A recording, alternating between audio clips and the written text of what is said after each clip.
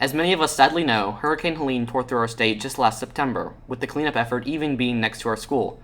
As the damage was extensive, we are walking just down the hill to learn how the storm affected our creek.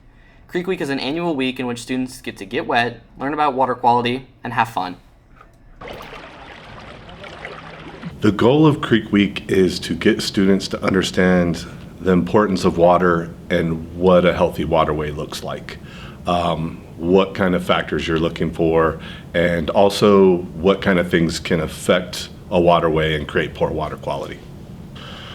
I love Creek Week because it's actually getting out in the field, using scientific tools, applying the science, and acting like real scientists, like doing, putting what we learn in the classroom to use. And I feel like that's a lot more valuable for students. I think the differences with Creek Week are there's going to be kind of a safety factor because of the amount of erosion. Getting in and out of the creek is going to be a little bit different, but we're trying to create a safe path. I think we're going to see a lot of problems from high amounts of erosion, which leads to lots of sedimentation. And I suspect that we're probably going to see a drop in water quality numbers. Probably, maybe lower pH, lower dissolved oxygen, which is both bad.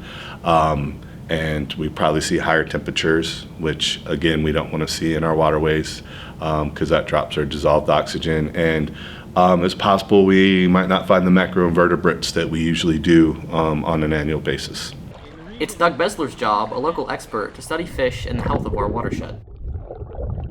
I work for the North Carolina Wildlife Resources Commission, which is a state game and fish agency, so we manage all fish and wildlife in the state of North Carolina. Healthy indicators of a creek or river would be multiple different things. One of those would be the riparian area, so that's the strip of vegetation you would see on either side of a stream or river.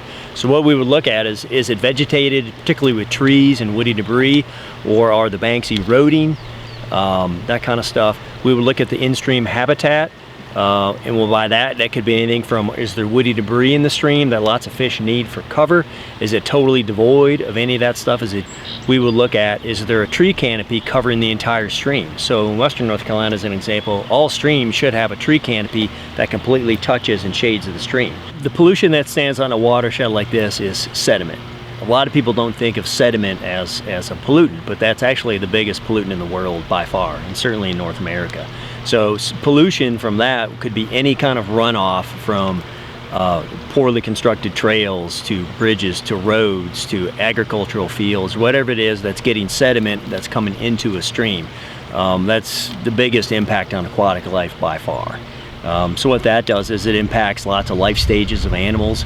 Could be increased turbidity. If you were to look at the stream today, you can see that turbidity in it, that color. That shouldn't be there. It should be crystal clear. So that can clog gills on fish. It can smother fish eggs. Other invertebrates can have a harder time respiring in the water. And over time, it's a big detrimental effect. And that's all human-caused stuff. As many of the students learned through testing, our creek is still healthy and has excellent water quality. It was, without a doubt, another fun and fantastic year here at King Creek.